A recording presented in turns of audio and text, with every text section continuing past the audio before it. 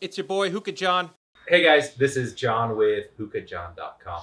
All right, it's a great day. I want to do another podcast for you. My podcasts that I'm doing for YouTube and Spotify are people that are in my personal life, and I tend to stay away from hookah industry people unless they are like the people in my personal life that I really respect, that I really admire, that I look up to for making a great change in the world, and that are known by a lot of people. So I want to introduce to you guys Reza Bavar, who is the creator of Kaloud products. Now, Kaloud comes up with products like everybody knows a Kaloud Lotus, which revolutionized the hookah industry as a whole. So I'm proud to have him here. He's going to show us some other products, but mainly after we get into some details about his products and some industry stuff, I want to have some fun, just converse with my friend Reza, and that's it. We're going to take it away. What's up, Reza? Thanks, John. Nice to see you, brother. As always, really happy to be here. Really happy to, honored to be in that kind of group of people that you're inviting onto this couch and in front of these cameras and here with your team. Chris and Anthony, thank you guys for being patient as I kind of got everything ready. It's great to be here with you guys as well. And we're also live on our Instagram. So whoever's out there, hello, and I'm excited to be here with somebody that I respect, that I like, and that I've been working with for 12 years now, I think, right? At least, yeah, when it first launched. The person that introduced me to John, or told me about John, was Sean Collier from Smoker Pass. Right. And he's like, reach out to John. He's going to be interesting. Hopefully he'll carry your product. And I remember I reached out to you, and I had just watched a video of you with something called, I think, the Hookah Home. Yeah, it was like I a remember box, that. a wood box that you put the hookah in, and you Correct. were like on skateboard or something, skating with it. I don't know if we It was ever did something that. like that. But... You're right. It was either that or it was like one of those things that rollers for boxes. Uh-huh. And I watched the video and I'm like, this is going to be an interesting call. I gave you a call, and I don't remember how many you got initially, but thank God it's been a good relationship. I think we've both grown, and I've definitely gotten more gray, and So have I. well, you haven't lost your hair. I've been relocating to other parts of my body. I don't know what the hell's going on. Yep. But yeah, that's been the experience, and so I'm happy, man. I'm happy I'm here, and it's great to be here with you, and I'm looking forward to being with you in expo. Right. It'll be the first time we're doing You it. guys want me to just fire questions out randomly, interrupt you? Go ahead right now. First question. And I'm going to start setting up the calyx while we're having our conversation. So You got people asking for cleaning tips for the Samsaras. the samsaras, it should be very easy to clean. Just Samsaras. I would just use like a mild dish soap, like something like Method dish soap, something that doesn't have too many chemicals. And I would, soft sponge, and that should be very easy to clean it. I think what people have a problem with cleaning is they pack their tobacco too high to the product, and what happens is it burns on, it cakes on, and a lot of tobacco. I mean, this is going to get really technical now. A lot of tobacco sticks onto it, especially if it's that close. Shout out to Tangiers, who will also hopefully be at the expo this year. They come up with they use different ingredients, and so theirs doesn't stick as much even when it burns, but at the same time you should show right now how you're packing your bowl before you put your which HMD are you going to put on that? I'm going to put the Lotus 3 on, and I'm using the Citra thermal diffuser. I'm using the glass one, actually. So we have 3 different thermal diffusers. We have glass, we have ceramic, which is the white one, and we have the black one, which is aluminum. And because of the type of tobacco that I'm smoking, I would usually use either ceramic or glass. And with the glass, it's the only one that you have to put a little bit of a light, kind of like a thin carpet of shisha underneath it first, and then you would put the Citra on top. And so that's what I'm kind of doing, just getting it ready, priming it up. And I'm using the Samsaras Lapis for that. So it's like a very, very light coat of tobacco. And then I put the glass on, and then now I'll kind of like twist it to make sure everything is in place, and then I'll pack the rest of the tobacco. Nice. Yeah.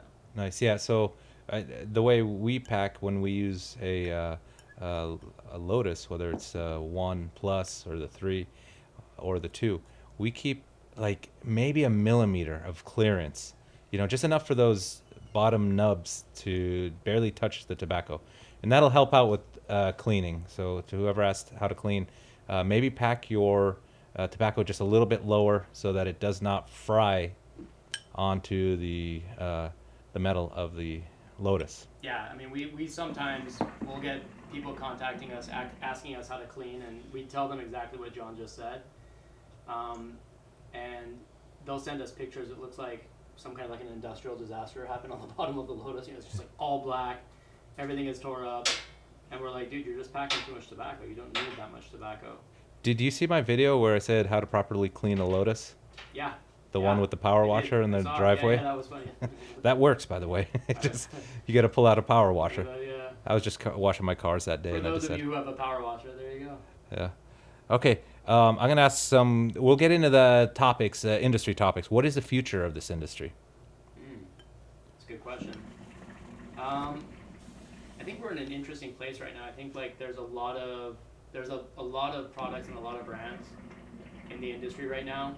I think we're seeing the industry kind of trying to figure out what it wants, both what it wants to be, like show itself to the world as, and then also what people who are enjoying hookah as a hobby are looking for. And so I think we're going to see a lot of companies shift. I think there will probably be like maybe companies joining forces, doing more collaborations. But I think the innovation is incredible. And I think in the next couple of years, we're definitely going to see things like electronic heads. We're already seeing some of them on the market. I haven't had a great experience with one yet that I can think of. Have you? An electronic head? Yeah. Not lately. Those came out and went away. That does a lot of vapes products, but this is one product you wanted to give a shout out to Why Cool Why. Yeah. This is their product that they came out with. They're going to be at the expo too. So this thing just instantly cools your smoke. Yep. And a lot of people are like saying that dilutes flavor or anything. Yeah, cooling smoke by putting ice in the base, that does it. Those handheld ice tips were always decent, but then you get like condensation all over it. This is a great product. And the ice eventually melts, and you have like over time it starts tasting like the refrigerator. This is a great product. Yeah. I liked it. So, did you want to try this real quick? Yeah. I had a chance to interact with the team early on. Really quickly, this is also like what it looks like when the pack is done with the Samsaras and with the glass on the inside. We're packing up right up to the very edge where the Lotus will sit. Because with the Lotus 3, we recess the base so that it's very hard to overpack. You really have to work hard to overpack it. And we'll just put the Lotus 3 on top. And you can tell that it's good because there should be almost no tobacco stuck there. There's like some stray pieces from the sides, but these are like micro pieces, so we should be okay now. And I'm just going to put some of John's titanium coal on here. Nice. Very, very good quality charcoal. John, can I ash this or can I blow it? Go ahead, you get your ash. Go ahead, do whatever you want. No, but can I blow on the charcoal? Yeah, you can blow whatever you want. It's going to be that kind of show, guys. Yeah. Get ready. Yeah, just wait for... Put the children away. Let's get through some serious stuff first, and then we'll have some... I can talk to Reza this way. I know that Anthony was also excited about breaking the fourth wall with some intense questions. Yes, definitely. All right. We'll get FCC involved. No, we'll keep it clean. Clean. All right. As if the hookah community didn't have enough problems. They said, what? Here you All go. right, and there we go. So we We'll got let this that- on there. We'll let that heat up, Yep. and then here, try this. Oh, yeah, thank you. And you get your tip there. And that's wireless, or battery, yeah? Yep, battery powered.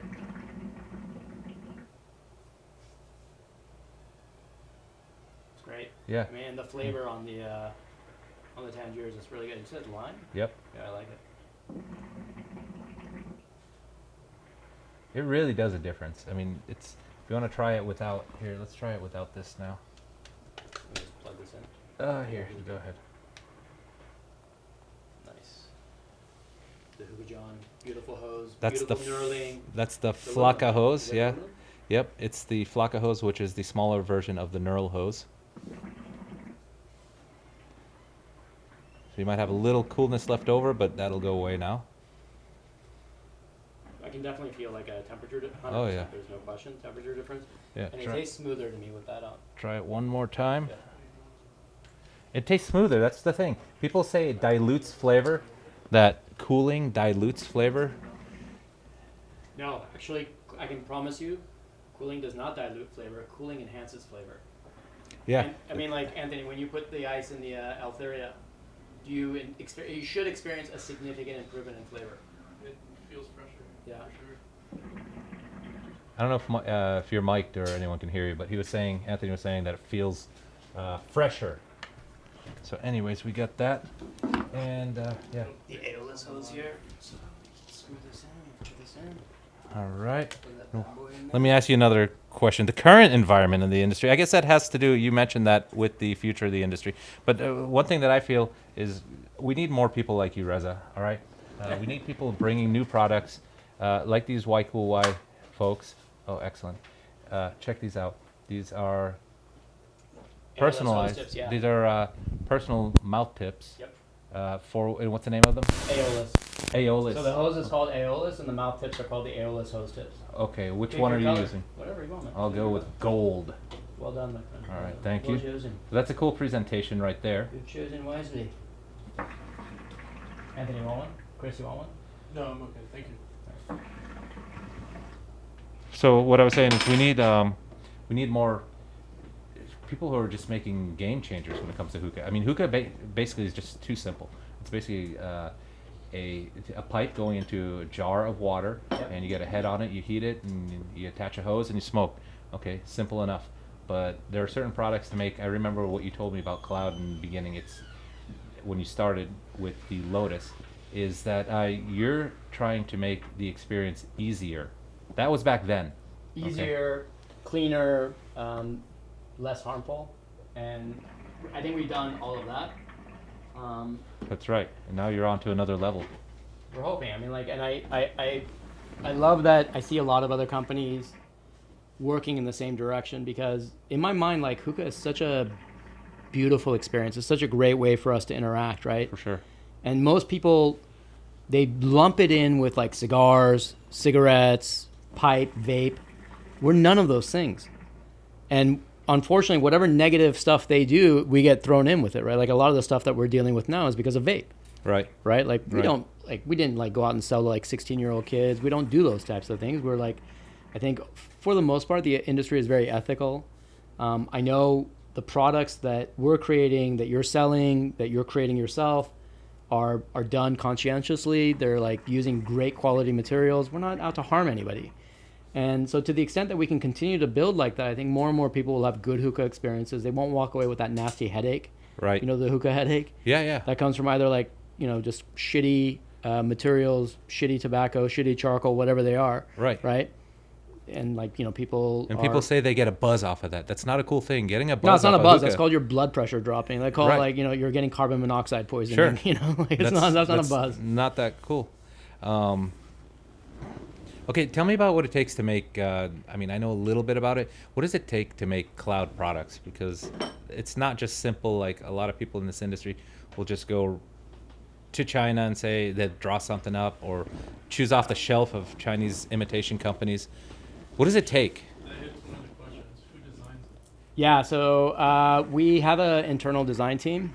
I have designers and engineers that work internally for Kaloud that created our products. They're incredibly talented, and I kind of, the way I always describe it is, they're my orchestra and I'm like the conductor of the orchestra, right? Like we work together. I put ideas on the table about like what we're trying to accomplish in terms of heat management with the Lotus 3, or what we're doing with adding blades to the Samsaris, right? Like a lot of people who understand physics, or who are, you know, like who have studied physics, they understand that heat is a wave. It's like a sound wave, right? And what we're creating is we're creating this interference pattern that's causing the wave to deflect in different ways. And as that deflects in different ways, it's heating the tobacco in different ways. That is enhancing the experience. Ideally, it's enhancing the experience. So it's a lot of collaboration, a lot of imagination, a lot of risk taking, and you know, obviously time and money. Yeah, it's not that simple. No, It's no, not that, like what I was saying. Hookah in itself is maybe it's not fair to say that it's simple. For me, it's simple, but when I started, yeah, it was challenging to put together a hookah and get it smoking properly. So Where did you smoke hookah first? Do you remember? I guess it was in Lebanon in the 90s. It was available in every cafe, every restaurant, and I saw people doing it. And it's funny because my generation doesn't smoke cigarettes, but I picked it up there because my generation there was heavily into cigarettes, and I picked up smoking cigarettes when I was in my early 20s. But people were smoking hookah there everywhere, and I tried I tried it out there. So that's how I got into hookah. And then at what point did you start like making it at home? Because I know my trajectory. I'm curious what yours was. I think right after the first time I went there, I bought one there, brought it home, figured it out. Wasn't too successful with putting it together, but after a while I had friends from there that would show me how, and then you'd go out to other restaurants or lounges that were starting to pop up here in California and got into it. But then I don't know when I got good at it or to where it was a daily thing. It used to be a Okay, weekend. so you started you said sometime in the 90s you started experiencing hookah at lounges in Lebanon Sure. or wherever. Do you remember what year it was approximately when you got your first hookah yourself? I'd say right around 2001, 2001, when I had one at home, and I would start working on making my own hookah at home. That's awesome, man. Yeah. So you got your first hookah the year that I really started to use hookah. And I was introduced to it in London on Edgware Road. Have you Uh-huh. been to Edgware Road? No. It's like there's a section of one of the main roads in London that's kind of like famous for like Arab restaurants and cafes and stuff like that. And my buddies took me to this place that was like, it's called Abu Ali. It's I think it's still there. It's like a cafe that, you'd walk in there. It's like very authentic feeling, right? Like you literally feel like you were just dropped in like, the Middle East someplace. And when we were there, they brought out a hookah and it was grape. And they were passing it around. I'm like, no, I don't want any. And my buddy's like, no, you got to try this, man. I'm like, I had it one time. My dad had made it. It was disgusting. It was horrible. I almost went to the hospital. It was so bad. But he's like, you got to try this. It's not like the one your dad made for you. And I tried it, and I was like, oh, shit, this tastes amazing. We were having, like the sweet tea. And it was like, that became our daily pattern. We would go smoke hookah, eat food, and then go to the clubs. And like we were out until like 4 or 5 in the morning. It was like rinse and repeat for 2 weeks. And after that, I was like, dude, I love this. This needs to be a part of my life. Yeah, definitely. I mean, that's what it is. It's not just the smoking that brings you into it. It's the it's a group that you're in, the environment that you're in. Yeah. So you got a nice restaurant, nice setting, very relaxed, very social, and that's what I like about hookah. I mean, that's the thing. Okay, I want to move on. Expo. All right, are you in this 22. year? Yeah, we're in 100%. I'm very excited for it. I was actually on my way here talking to a friend of mine that I think you know, Robert Shields. Very good guy. He hangs out with like Paul Sulau and Matt from Morning Hookah, those guys. Right. Very good guys. And I'm excited for Expo because I just want to come there and meet the community. Everybody's kind of like had their own experience these last couple of years. For me, I'm really enjoying reconnecting with people and doing things like this on a one-on-one basis. And so that will really be my focus. That's a good thing. That's what I think all the exhibitors should be at HEW, which is interaction. These are consumers coming to see you. They're familiar with your product already. They want to see it in action. They want to see the guy who made it too.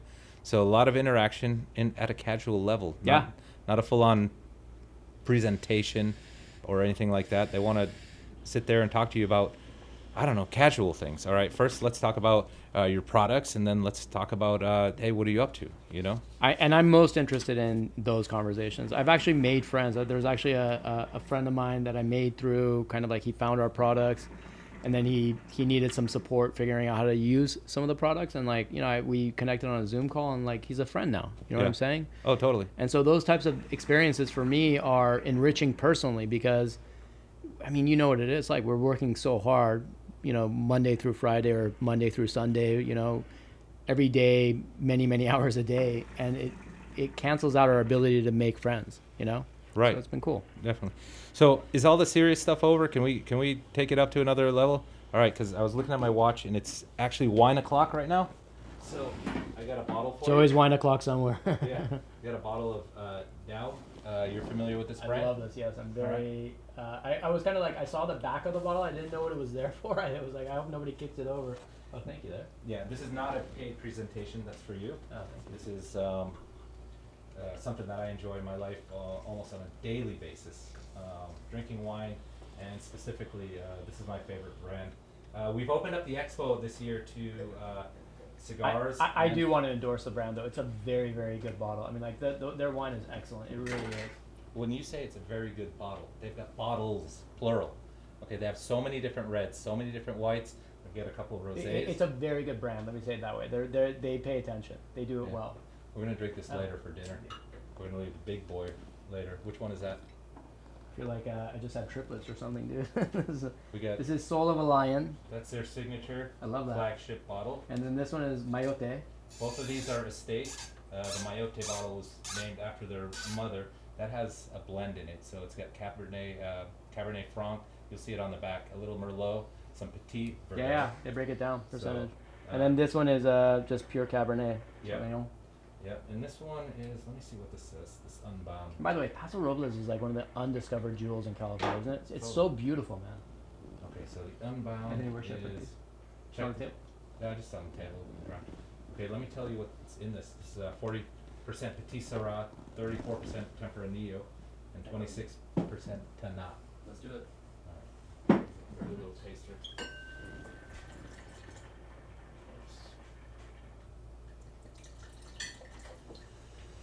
Oh, that's so nice. Alright. Very, very nice. Cheers, Reza. Cheers, my friend. I'm taking the rest of the bottle, John. You got it. Whatever. You got it. It's almost time for me to stock up. By the time this video's out, I will have another case here. Not another case, I order like 10 to 12 cases at a time. I have to Become a member for you guys. I have to get on that order list, John. Yeah. Oh, you can leave those. Leave the small ones too. It's okay. Yeah, you can just add to it. It's fine. Thanks, man. All right, fun questions. Wine time. What are we supposed to do? Yeah. Are you uncomfortable drinking wine and smoking with these rods in our face here? Who set up the audio here? Okay. By the way, personal question. Who does your hair, bro?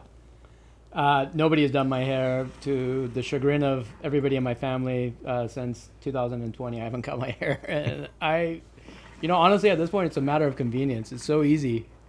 And when I put it down, it's warrior time, bro. All right. It's the real deal. Good. What about like your clothing stylist? You got a stylist, personal stylist? Technically, I think it's you. I mean, Yeah, today, not on purpose. We're dressed but, like, almost identical. Very like, similar great colors. minds. No stylist. No, clearly no stylist. But, okay. No professionals are involved in this look. I promise you. All right. I didn't prepare for these questions, so I'm just gonna mess around with my friend Reza here. All right. Personally, are you single? Are you married? Are you gay? What do you identify as? What are your pronouns? Being on the couch with you, I'm considering. Yeah. But I'm on Hinge, man, and You can lie. It's all right. No one's gonna fact check you on this. I'm on Hinge. It's true, and it's been dating post pandemic it's an interesting experience. It's a little bit I don't know. It just feels weird, to be honest with you. I haven't had a girlfriend since 2018, and so it's like four years now. I think, right? 4 years since my last relationship, and yeah, man, it's fine. I wouldn't know what it's like to date these days. I've been married for I'm telling you right 20 now, years. you hold on to the relationship with a death grip, man. It's like you do not want to be in the But the thing singles is, market in LA is not fun. okay, for someone who can't do it, I can't partake. It just seems like it'd be so much easier nowadays. No, it's not. That's the thing. And there are things like also like our generation, like we're roughly the same age, right? So like there's something called love languages. Do you know that? I don't know what love languages are. So okay, so I know the language I of learned love. about love languages over the course of like the last year and a half, right? So it's like everybody has like one of 5, and it's like a blend, but there's like a predominant love language, like how you give and receive love. And one of them is gifting. Another one is time, like you give time or receive time from the other person. Another one's acts of service, like you cook for the person or you pick up dry cleaner or whatever. Another one is touch, which everybody likes touch at some level. Sure. And then I don't remember the 5th, but one of the funniest profiles I ever saw on Hinge, and this was in audio because you can record audio. It's so funny. So the question was like, my love language is, and it's like ... right, like the ellipses. And the girl recorded, fisting. No, no. And I was like, based on that, I want to marry her. I want to introduce her to my mom. This girl's amazing. Really? It was a joke, obviously. She was being funny, but it was like hilarious, man. See, that's why I'd say it's easier for dating. Dating is like, nowadays dating is more just like, in my opinion, from my Yeah, but man, point of I'm view- 47. I want to, you know, I'm done with the buffet. I'd like to, you know, sit down for dinner and just kind of hang out at the table for a bit. Sure, it just seems easier. I mean, when we were younger, you know how hard it was. I mean, you had to actually approach someone. You had to Yeah, but you got a have number. conversation, numbers. You would always call the girl before the date, so you got like a sense of which you guys need to learn, because I know you kids back there are like in a different generation. But we used to call. There was no texting. Right. None of that shit. You'd call the girl up. You'd have like a quick conversation. Awkward as hell in the beginning. 30, and if it was like a long conversation, even better, because you're like, dude, I had an hour-long conversation Yeah, with her, yeah, which yeah. is amazing. You know, then you'd go on the date, and it was like you already kind of knew each other. Now it's like, Hey? They start the text with, hey. you know what they're doing now? Is like now we're doing like video calls before the date, just so we know we're not being catfished. That's also happening, which is. I have no experience in being catfished or trying to You don't want to see if anyone's and look, catfishing. I've never met your wife, but I know she's awesome. So yeah, well done. Chris has been catfished. Chris, the cameraman, has been catfished Was he? at least once. At least once. He's on all the dating apps, isn't he? Hey, he was nice. All right. He was gentle. Okay, so you've traveled a lot for this industry. We all do. I mean, that's a great thing about this industry. And before I was in this industry, I was just stuck to a desk all day and never got outside of Orange County for the most part, unless it was just personal. Yeah. So I know you travel a lot. I travel a lot. Tell us something about what's your favorite city to travel to? My favorite city in the world is Paris, for sure. But I think a lot of that is I love art and culture. So for me, being in Paris, it's like the history, the city itself is amazing. I know a lot of people like they kind of speak negatively about Parisians or French or whatever, but I've never had a negative experience. It's always been great. When I go out there, I meet with Badri from El Badia Right. and like Khaled and those guys. They're freaking such good people. We have the best time. We laugh. We have great meals together, drink great wine. It's like fantastic, man. So for me, Paris is my favorite city to visit. I was just there a month ago. And it was my second trip after 10 years. I used to remember that as a kid. There was a little bit of negativity between Americans and France. But the thing is, I was looking up before I went. Paris is like one of the most visited cities in the world. Easily. And we were there. There's Americans everywhere. And a lot of, I mean, if a city is the most visited city in the world, you know Americans are a big chunk of that. So For sure. I don't think there is any negativity. I don't know where that came from, because you and I grew up in like late 80s, early 90s, and we'd hear some stuff. You know what I think it is? I think it's people going over there maybe being a little bit obnoxious, not understanding that they're visiting another culture, another city, another language. Sure. And like walking up to some random person on the streets in Paris, expecting them to speak perfect English. Right. Just like, I mean, like if somebody from France comes here and they speak French to me, Yeah. I'm gonna have a tough time, you know? Yeah. And so maybe they just like the person doesn't really pay attention or kind of like brushes them off because they don't speak the language and they don't want to look stupid, you know? And they interpret it as this guy was rude to me, Right. you know? Right, which is okay in their culture and a lot of other cultures.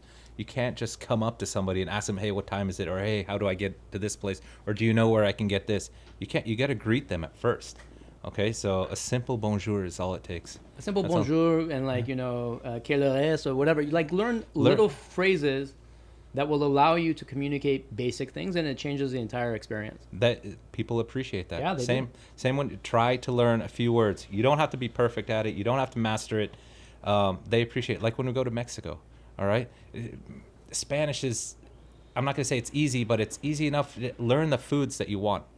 All right, learn the drinks that you want. They love that. They love when you just try instead of just being totally. And I will say, if you go to Mexico, have Mexican food. You know, like one of the things For that sure. bothers me when I'm traveling, it bothers me. It's like it's everybody to each his own, but like you'll go to another culture completely, right? And then you see people having like hamburgers and pizza. And you're like, bro, I mean, like you traveled, you know, however many thousands of miles, you spent all this money. Their food is fantastic. Like, Oh, yeah. just experience it, you know? It's like, you know. Yeah, probably one of the best foods in the world. My favorites, one of my favorites. But back to like France and their food, I was loving it, man. Carbs galore. Which All right. I don't know about you. I love carbs. Oh, I'm me never too. going to get away from bread. We're gonna do that afterwards at this Bread, Italian pasta, place. all that stuff. I don't want to be a thin corpse. I want to be fat and like pre-diabetic, bro. I'm ready to. No, just you gotta balance life a little bit. Like I started working out again a year and a half ago, just to lose some of the belly fat. So my whole point is obviously stay healthy, but it's so I can eat. I mean, how many vices do we have in life right now? Eating, drinking, smoking hookah, of course. Yeah. Those are my vices. What else am I gonna do? No, and I think life is meant to be enjoyed, right? Like when somebody is too ascetic, right? Like they restrict too much from their life. I don't know what the goal is there. You know, I'm very spiritual. I believe in a lot of really, profound things, but nothing that I've learned that sings authenticity or resonates with me involves kind of like giving up the best things in life. It's not to be controlled by them, but you can partake. Yeah, definitely. Let me try this. I got this mouth tip here, so let me try this out. You said you're smoking a mix of. I didn't even offer it to you because I was like, I hope he doesn't remember. What an amazing setup. We can take these bottles out of the way here if you want to get in and check that out. Tell me about the name of this particular hookah and all the accessories that are going along with it. Yeah, so our entire line of hookahs, we didn't want to call them hookahs. We wanted to call them chrysalis because they are different from what's been out there historically. So we wanted to differentiate. So the word chrysalis comes from like when you see a caterpillar go into a cocoon. Okay. When it's inside the cocoon and it kind of like liquefies, literally the caterpillar liquefies, it's called a chrysalis. And it's a crucible of transformation. And then when it comes out, it's a butterfly, right? So we took that and adopted that as a name because it's something transformed. And this one is called so we have the monarch, which is the big one. And then we have, which has a dual meaning because there's a monarch butterfly, but then there's also the monarch as a king or a queen. And then we have the Eltheria, which is, it's pulled from the word ethereal, right? So it's meant to be something that evokes this sense of some other place, some other world. And then we have the calyx, and the word calyx is pulled from the Latin word for grail. And we called it the grail because you can pick it up, hold it, it's kind of portable. And the grail, obviously, if you know the story of the Holy Grail or King Arthur and all these things, we wanted it to ring to that because there's a sense of adventure and being able to move around and kind of have something with you. Nice. I really like the way this spins on the bottom. Yeah, it's called the Altaris. The Altaris? Yep. Okay. And then your coal holder over here. Should we put your hook on top? We We got 3 LEDs in here to light it up nicely. What I really like is the coal tray that you have there as well. Yeah, so the coal tray is called the coal tray. It's the Eris bronze lace charcoal holder and ash garden. And we call it an ash garden because we actually want people to let the ash build up underneath. Like when I brought it here, Anthony was kind enough to clean it, but normally I let ash over multiple sessions build up. And if you've ever seen like a Japanese rock garden, like the Zen gardens, Right. it kind of becomes like that. And we intentionally built in grooves into the plate so that it creates these patterns and you can kind of like play with them and brush them around so that the ash doesn't become something ugly. It actually becomes this kind of self-expressing work of art. You know, which is amazing. The way I feel about ash, when we had the lounge, I said, okay, I'm a foil person for the most part. But one thing I don't like in lounges is ashes all over the tray. Yeah. Okay, so I kind of I like agree. how, it uglies it up. And a Kaloud Lotus takes that away and keeps the cleanliness. You see the entire bowl instead of half wrapped with foil. There's nothing burning like foil does. So I really appreciate the Lotus for that. And what do you call it? The ash garden. That's awesome, man. I really like it. And then you can put a few coals out there, so you always have coals ready. You can tap them. Tell me about the tongs that you have there.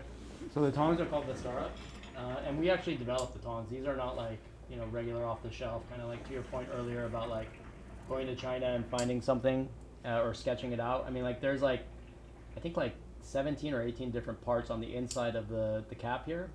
That allows it to do what it's doing, this action, it's a smooth action, it does what it needs to do.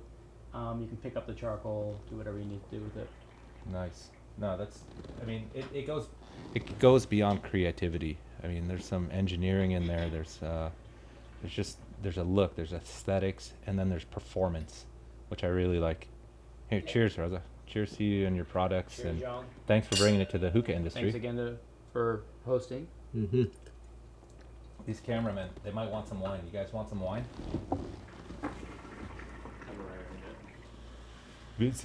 Busy working. Anthony, you got any questions for us?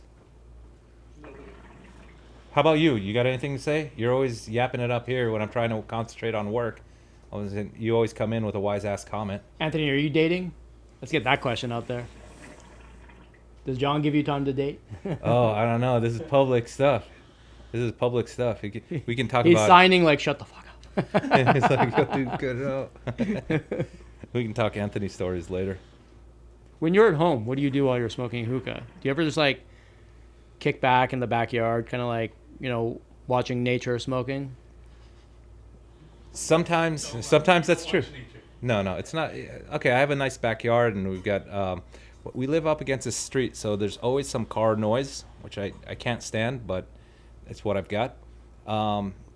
Every once in a while, my sleeping schedule gets so flipped that I'll get up at 4 a.m, and instead of trying to fight it and go back to sleep, I'll just get up by myself. We're a household with 5 people in it. There's always some action going on. All right. You get up at 4, have your, just go real slow, stretch out a little bit, get ready for the day, make a hookah by like 4:30, especially in the summer, by 5 o'clock. Sun is still not even coming out. You can hear birds chirping and all that, and I get a quiet pool. And I'll do that before I turn the TV on and watch. Question. You just interrupted my story. What do you mean question? How long does it take to go from prototype to final product? Depends on the product, but typically like 9 to 12 months. All right, this one's for hookah. How long does it take for the hookah? Yeah, about 9 to 12 months is right. Yeah. All right, thanks for the interruption. I was in the middle. He asked a question. So you're saying you're and I'm trying up to at 4 answer. a.m. watching the water go? Yeah. So it's really quiet, peaceful time. That's my alone time. When I'm not, now the opposite of that is late at night when finish the workday, finish family time and all that. And then I'll be up till like 2, 3 a.m. sometimes. I like to get into movies or the Netflixing series and stuff like that. What are you watching on Netflix right now? Right now, I don't know. It's not on Netflix. It's on Prime. It's Animal Kingdom. Okay. Have you ever seen that? No. Start from the beginning. They're in their 6th season. Okay. Awesome. But whatever it is, sometimes I go through YouTube videos, watch a lot of travel people in their travel blogs. Nobody's super famous. A lot of food, international food. Yeah. But then during, like, let's say when I come home after, like, right after dinner, but other smoking environments for me are just having people over. Yeah. Okay. Especially during the summertime, but anytime. It always includes food. It always includes wine, and it definitely includes hookah. And it's the people you're with. I love that. Yeah. Mm-hmm. No, and speaking of YouTube, have you ever seen the Anthony Bourdain episode where him and 3 other chefs go to French Laundry and Thomas Keller just makes? I did watch that one.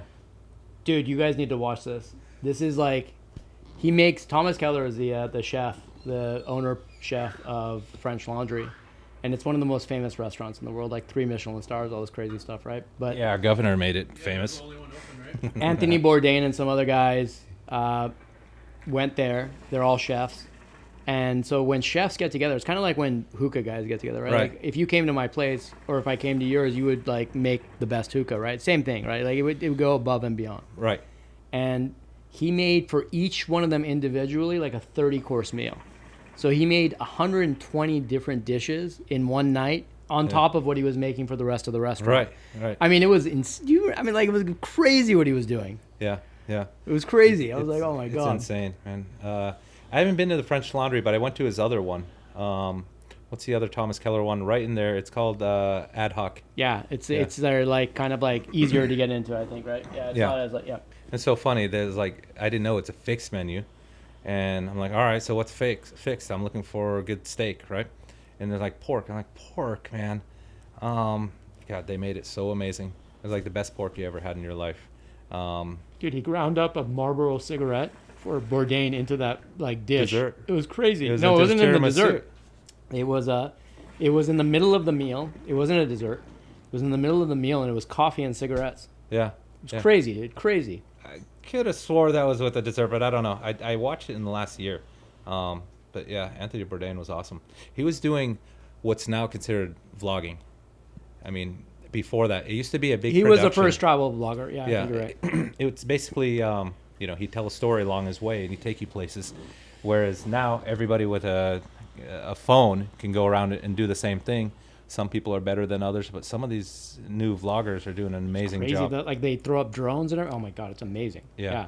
So, but when Anthony Bourdain was doing it, I mean, it was a production. He'd have, I mean, those shows probably cost like, I don't know. I remember when I was on Bar Rescue, I think I heard this number. I may be wrong, but it cost like 100 to 200 grand just to film one episode. Probably sounds right. Yeah. So an Anthony Bourdain one, you could see in that neighborhood more or less.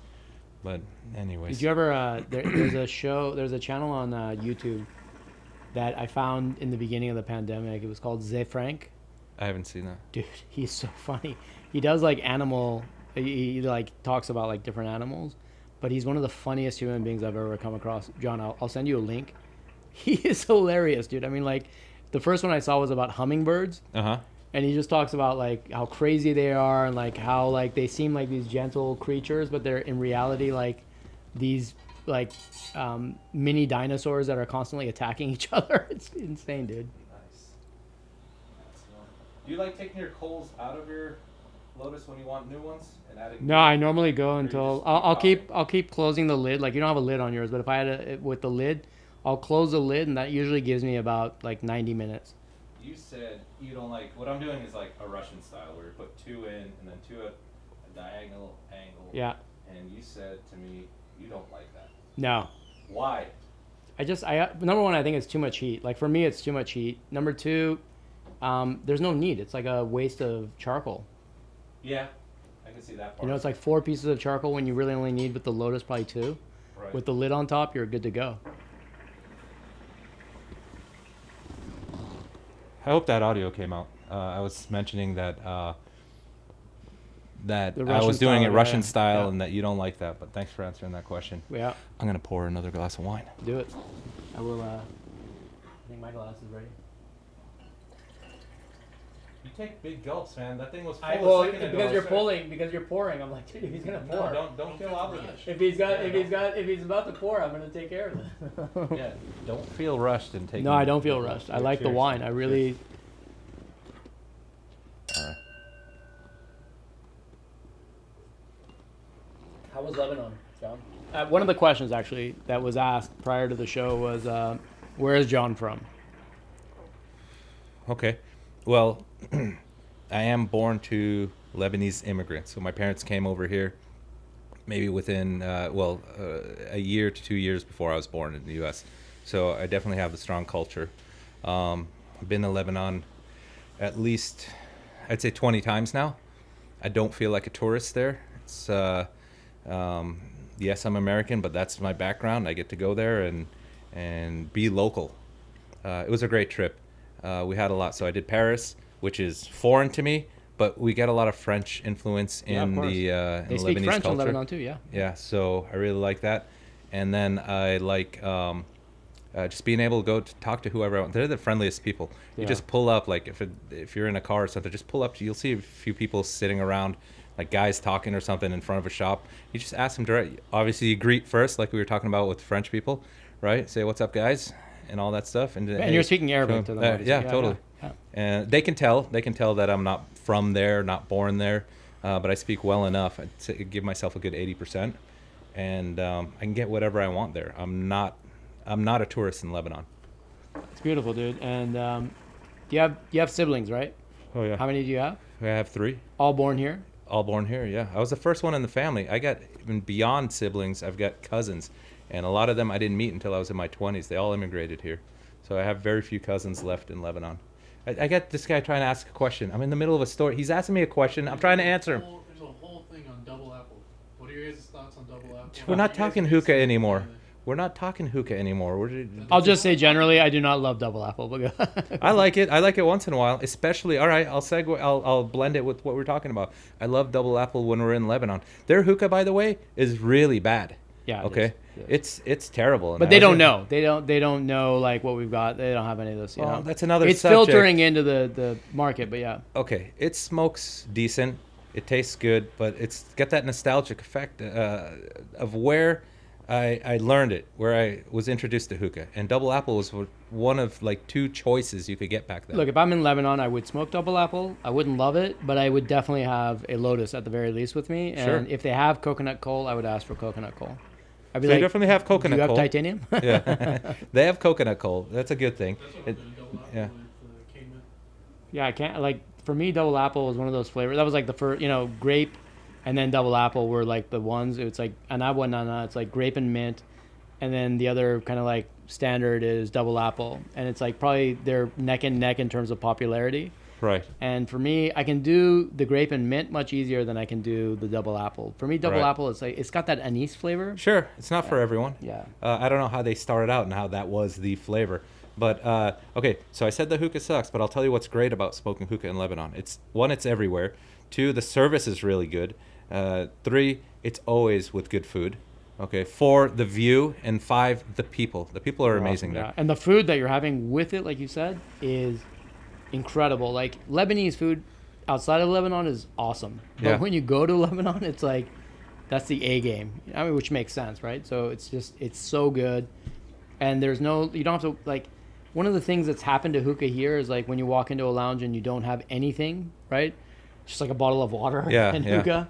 yeah. And you feel like you're in a prison. It's horrible. You know what I'm saying? Like hookah is really meant to be with great drinks, great food. This is the only thing we're missing here, right? Like we should Right. next time we do this, John, we have to get like a nice Food brought in. spread. Yeah. Yeah. A nice spread of like Lebanese food. At the very least, like, some nice hummus and like gibna b'tamatim and like just a little bit of food that we can like enjoy while we're smoking. Speaking about background foods, just yesterday, you're Persian. I don't know if people know that. I watched this. I forget the guy's name, like David Brinsky or something like that. He's a blogger, and he was in Tehran, and he was in Iran. Recently? Yeah. I don't know if it's a recent one. It just popped up in my feed. But there's food. Okay, I've been to Persian restaurants here, and they have the same basics, just like most Lebanese places have just the same basics. When it comes to the main, you got your kebabs or whatever, and your meats and your rice. Yeah. Okay, yeah, they have all the appetizers. But one thing that I noticed that Persians had that I never thought about, they had 2 things that you can't really find here at Lebanese places or Persian places that I know of. Maybe you'll help me. Tongue and brain. Yep. And I'm a big fan of both of those. Yeah. Have you seen them at any restaurants here? There are places, we call it in Farsi, we call it kalapache. It's basically they cook the whole like head. Yeah, all that's together. what they were doing in that episode. And it's not my favorite, I'll tell you, but people eat it. People love it. I like tongue. Brain, not so much. I've had it. But there are places that do it. It's very rare, though, because they're catering to a specific audience, right? And most Americans that are coming in to try Persian food or Iranian food are not looking for brain or for tongue, Right. right? Like the only other cultures that I know that do a lot of tongue in their food is Latin cultures, right? Like you find sure. lengua. Yeah, right? and they Like, do the whole head too. They do the whole head as well. Some of the And best so for meat. them, if there are Iranian restaurants in Latin America, they could do it. Here, it would be a little bit more difficult. Yeah, we go to a couple of Mexican places here that have cabeza, and they have lengua tacos, which is good. I haven't seen brain. One thing that we have too, that, you know what, I just realized that on my trip, I don't think I was able to get brain. A lot of places don't have that. Not because of the economic crisis, they're not having the full menu, which is unfortunate this time in But it's Lebanon. also such a small amount, though. Like, even if they do have it, it sells out quickly, right? Like, it's like one order is basically one brain. Yeah. Thing. It's not going to... But the same thing with testicles. All right. That was really good. I had that Testicles like 3 or even 4 fewer, times. even less, right? Like, I don't know how big a bull testicle is, but they're not going to be They're, huge. pretty, right? they're up there with the size of a lamb's brain. How about that? But I had that. Oh man, I watched this one blogger, Anthony Rahail. He does no garlic, no onions. It's weird. He's a food blogger, but he tells the people he cannot have onions or garlic in his food. He's allergic. And imagine that, man. Lebanese food without garlic, especially, but it's in everything. Anyhow, I love onions and garlic, so when I'm with somebody that can't have those, it immediately ruins the meal. Because I agree with you, it adds like a fragrance and a flavor. I don't like raw garlic, obviously, or raw onion. I'll eat occasionally, but like it needs to be in the food. It adds flavor. Yeah, onions to an extent for me, but garlic is life. Garlic any which way. It's great. But he mentioned a place in where I stayed where he's got this character out there. Not a character. This guy's a chef. He opened up a place. He's Armenian Lebanese, and the Armenians have their own food and they blend with Lebanese food. But he mixed it to where and took it to a different level. So you can get Armenian and Lebanese food pretty much everywhere in Lebanon. Obviously, Lebanese food. My favorite place is called Ohennis, and if you get a chance, we have to go one night is it's a place that closed during the pandemic and reopened. They remodeled the whole place. It's called Rouge in Studio City. Have you been there? Oh, you would love it. French place? No. It's it's owned by Armenians. They are like some of the best restaurateurs I've ever met. They really pay attention to ingredients, which, as you know, it's like that's the critical thing. Like if you have shitty ingredients, it doesn't matter how great the chef is. Yeah. And by shitty ingredients, I mean like there's quality, right? Like you're picking the right tomatoes, you're choosing the right cuts of meat from quality sources, and that enhances the whole meal. Yeah, I don't want it all sauced up, sprayed with sauce. We'll go there one night. It's amazing. Their food is fantastic. It's in Studio City, so it's kind of like midway between you and me. It's fantastic, man. Nice. Anything else we want to discuss before we go? We're gonna probably finish this bottle. We're gonna go have another one at my favorite Italian place here, which is amazing. What is the name of that place? You got Angelina's in there. Oh, we don't get. It doesn't matter. Angelina's is awesome. Go to Angelina's. I will endorse free. I will endorse the hell out of that place free of charge. Yeah. No, it's good. It's very good. We'll go there. We have a lot of good spots in Orange County, but we need more because I go to that place at least minimum twice a month. Has any of your family ever been on one of your videos? I had my father-in-law. I've had my sister. The captain. The major? Wait, she's a major. I forget. She is retired. She's a major, I'm pretty sure, because I saw her. I met her at your lounge, and I think I called her a captain. She's like, "No, I'm a major," which is like higher. And I was like, I was like, she can kill me immediately. See, she's another example of somebody that I want to bring into the podcast. You 100% should, because she's like fascinating, right? Like a Lebanese American who became fairly high ranking. I mean, like it's major, colonel, general. So she's like, Yeah, we get a few of those. She's right there where it's like, she can eventually rule the military of the United States. Definitely. So I want to bring her in. I want to bring, my dad's got a great story too, really inspirational, and bring some more people. So that's why, like, you are one of them. I want to bring in Jake and discuss not only the expo, but what he's done in this industry and what he's done outside. I mean, like Jake was one of the first vloggers in our industry, right? Sure. So it was like Jake, Smoker Pass, Dragonfly Mike. Do you remember him? I remember that name. He was a good guy, very, very good guy. So there's like very few of that like early crop. Is Jake still doing reviews? I don't think he is. No. Yeah. But he's doing a lot in this industry. Yeah, I know he is. He's doing a ton in the industry. And Jake is one of those minds that like he understands how to help grow the industry as a whole, right? Like I think the people that are like only invested in growing a product or a brand, it's nice, but I love interacting with people like you and Jake and others that are like, dude, we need to grow the pie. That's why I made him a partner in HEW in the expo. So what are the dates for the expo? October 14th and 15th. There's a website, hewexpo.com.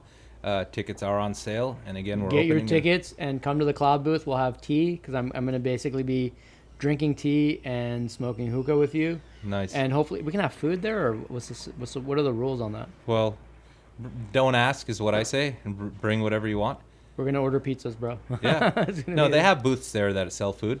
But if you want to do something special that matches your brand. It would be ideal. I mean, I don't know what well, we'll talk more about it offline. I'd love to understand kind of like, because I'm going to be there for a while, so I'm definitely going to need some food to like dip into, but yeah. Right, definitely.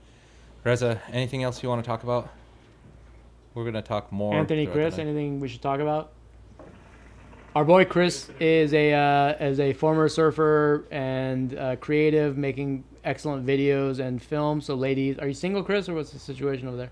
Oh, he's not single. He's currently trying to So any of the ladies that were interested in Chris, Anthony, are you single? We already talked about, you gave us the cut your fucking face off. So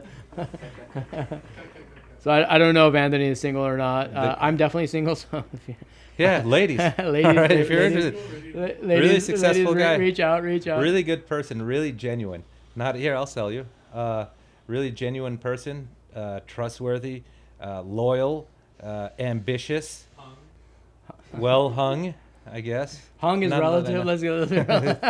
I haven't confirmed or denied. So Yeah, Reza, thanks for coming by. Great to Let's be here. go. John. Let's go eat some food, drink do some it, brother. wine, and we'll have some more hookah later. Let's do it, brother. And for the live, I hope you guys enjoyed it. Chris, are there any more, or Anthony, any more questions on the live? No? Chris, if you can stop the live, I'd appreciate it, brother. All right. Huh? I think there's a button. Just let it go. Let them see the breakdown. And Yeah, everything. the afterwards. okay, cool. All right, we're done with this video.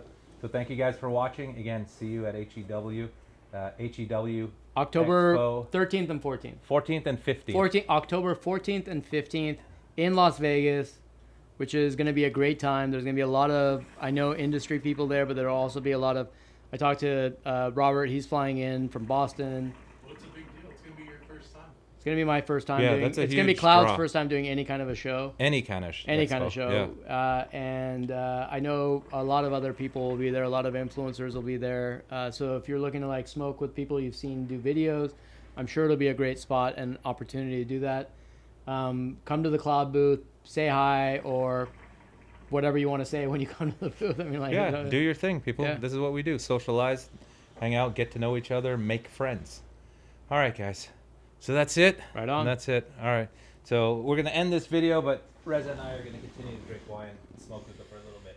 Thank you guys for watching. Thank you guys. So we'll keep the live going for a little bit and like, you know, just hang out and keep chatting. John, just so you know, I deliberately starved myself for tonight, by the way. Good. Because That's not good. the last time I went with, no, dude, the last time because like I'm a big fan of Italian style pizza, which is very different from like, it's not very different, but it's different from like, you know, New York style American or Italian, Chicago yeah. style. It is like you eat it with a fork and a knife, and like there's so few places that do it well. This place does it well. And when John told me let's meet up there, I was like, God, I hope the food is good, because you know it's hard to find. And he told me, he's like, this is my favorite restaurant. Now I understand why. Yeah. So one thing I know about John is that he chooses the right food. He definitely chooses the right wine, which for me is like, it's a big deal. For sure.